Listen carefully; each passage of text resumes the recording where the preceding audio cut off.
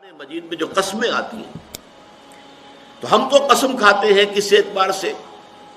کسی عظیم شے کی قسم کھائیں گے، اللہ کی قسم، قرآن کی قسم وغیرہ. لیکن یہ کہ ظاہر بات ہے اللہ تعالیٰ سے عظیم تر تو شے کوئی ہے نہیں.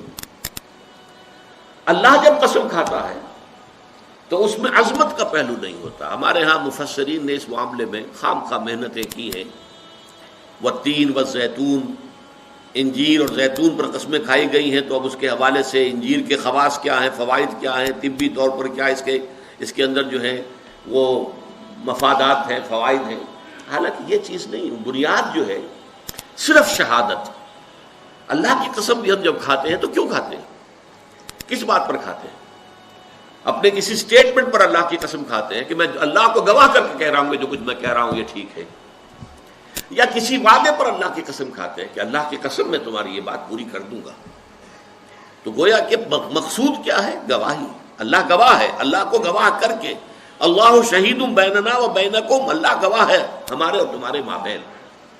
تو قرآن مجید میں جو قسمیں اللہ نے کھائی ہیں ان میں مجرد شہادت ہے پیش نظر، اس میں عظمت کا پہلو نہیں ہوتا. اس لیے کہ یہاں قسم کھانے والا عظیم ترین ہے، اس سے عظیم تر تو کوئی شے ہے نہیں. اب زمانے کی گواہی کیا ہے وہ میں آپ سے عرض کر چکا ہوں. پوری انسانی تاریخ کا جو بھی چشمدید گواہ ہے وہ زمانہ ہے. یہ زمانے کی چادر سورہ اعراف کے اندر آپ اس کو دیکھیں گے.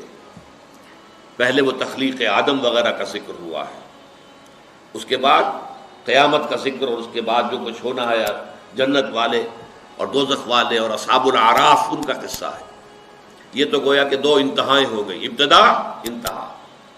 اس کے درمیان پھر شروع ہوتا ہے حضرت نوح کا معاملہ، حضرت ہود کا، حضرت صالح کا، حضرت لوط کا، حضرت شعیب کا، اور پھر بڑی تفصیل جو ہے حضرت موسیٰ علیہ السلام. یہ سب تاریخ ہے.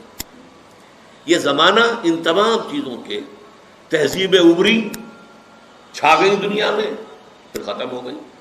یہ سارا عروج و زوال اس زمانے نے اپنی آنکھوں سے دیکھا ہے. یہ چشمدید گواہ ہے. بڑی بڑی عظیم سلطنتیں بنی اور پھر ٹکڑے ٹکڑے ہو کر منتشر ہو گئی، ہوا ہو گئی. اسی طریقے سے بڑے عظیم لوگ آئے دنیا کے اندر، پھر ان کا نام و نشان مٹ گیا، ان کی یاد تک جو ہے لوگوں کے ذہنوں میں نہیں رہی. اس میں کیا اصول ہیں، کیا قواعد ہیں؟ عروج ہوتا ہے تو کیوں ہوتا ہے، زوال ہوتا ہے تو کیوں ہوتا ہے؟ قرآن مجید ان سب سے بحث کرتا ہے. لیکن یہ کہ والعصر جو ہے زمانے کو گواہی کے طور پر پیش کیا جا رہا ہے. یہ زمانہ گواہ ہے کہ تمام انسان خسارے میں ہیں سوائے ان کے جو چار شرطوں کو پورا کرنے والے. اس میں جیسا کہ میں نے عرض کیا تھا پچھلی نشست میں، چونکا دینے کا انداز بھی ہے. جیسے یہ وقت تیزی سے گزر رہا ہے. آپ انگریزی میں بھی کہتے ہیں catch the time by the forelock, وقت کو اس کے ماتھے کے بالوں سے پکڑ کے رکھو کیونکہ یہ تو تیزی سے چلا جائے گا. اور یہی ہمارا اصل سرمایہ ہے. اسی میں کچھ بنانا ہے، اسی میں کچھ کرنا ہے، اسی میں کچھ کمانا ہے. اس کے لیے بڑی پیاری مثال دی ہے بعض مفسرین نے. ایک صاحب نے اپنا مشاہدے کی بنیاد پر لکھا کہ میں ایک دفعہ شام کے وقت ایک بازار منڈی اس میں سے گزرا تو میں نے دیکھا ایک برف بیچنے والا بہت چیخ چیخ کر اپنے برف کو بیچنے کے لیے لوگوں کو متوجہ کر رہا تھا. اس کی حالت جو تھی وہ بڑی ڈیسپریٹ. کیوں؟ انہوں نے سوچا اس لیے کہ اس کا برف تو پانی ہو جائے گا، زیرو ہو جائے گا اگر بکا نہ. کوئی بساتی ہے، اس کا سامان ہے، نہیں بکا ہے، کوئی بات نہیں، دکان بند کرے گا، اگلے روز آئے گا، وہ سامان تو اس کے پاس ہے نا. اس کی اصل راس تو کہیں نہیں گئی، اس کا اصل سرمایہ تو محفوظ ہے. لیکن یہ برف کا تاجر جو ہے، یہ تو برف اگر بکی نہ تو پانی ہو گئی، ختم، اصل راس المال بھی گیا. انسان کی حیثیت برف کے تاجر کی ہے. اس کی زندگی کی برف گھل رہی ہے، تیزی کے ساتھ پگھل رہی ہے. جس کو کہا ہے ایک شاعر نے بہت عمدگی کے ساتھ، غافل تجھے گھڑیال یہ دیتا ہے منادی، گردون گھڑی عمر کی ایک اور گھٹا دی.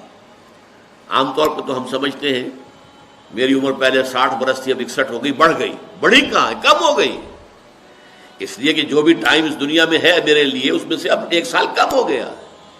1 گھنٹہ جو گزرا ہے، 1 گھڑیال بجا، 1 گھنٹہ اور یہ 1 گھنٹہ میری زندگی میں سے کم ہو گیا ہے. غافل تجھے گھڑیال یہ دیتا ہے منادی، گردوں نے گھڑی عمر کی ایک اور گھٹا دی. تو یہ وہ چونکا دینے کا انداز ہے. Time is fleeting, catch the time by the کوٹ.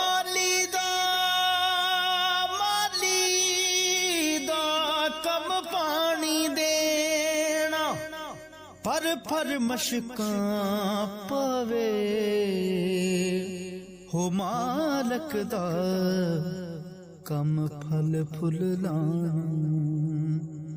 لاوے یا نہ لاوے.